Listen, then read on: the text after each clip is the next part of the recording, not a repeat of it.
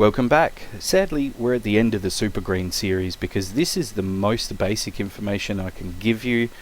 Beyond that, it's going to start getting complicated. So we've briefly touched on the mission editor so that you can practice. We haven't really gone into that too much. The only hardware I've discussed is recommending a joystick, because when it comes to system requirements and things like that, that's a can of worms in itself. We're not going to touch that. Really what we want to do is give you a set of basic knowledge and transferable skills so that you know how to get away with things, but if you want to take it a bit further, you know which details to check and adjust your procedures according to. That's the point of pretty much of this series. Now if you want to go further, the next series, there's pretty much only going to be one practical I can think of that I'm going to give you to run through, whereas the rest of the series is probably, well, not probably, it's going to be theory, because now it's starting to get a little bit more complicated. There are things that you need to understand in order to take it further if you want to get any better. So when it comes to takeoff, now I've given you some basic transferable skills: full throttle, flaps down, gear up and flaps up when you're up in the air. But the details that change, and I've hinted at some of these things that we're going to run through in the next series, in this series, like AOA and that kind of thing. The flaps are dependent on the type of aircraft and your weight and the weather. Takeoff speeds are also dependent on weight and weather, and also your flap condition.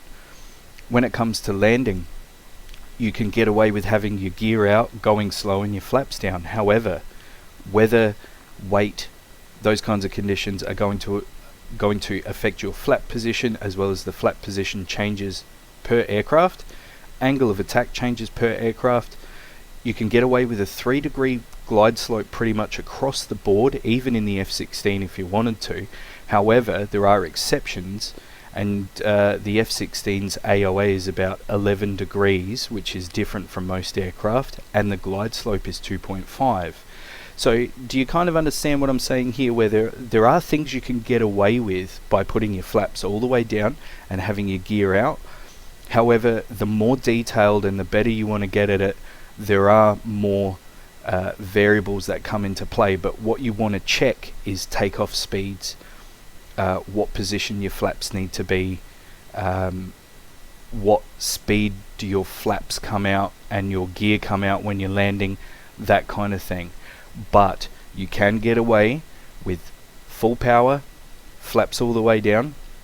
You can get away with slowing down as much as you can, then gear out, then flaps out.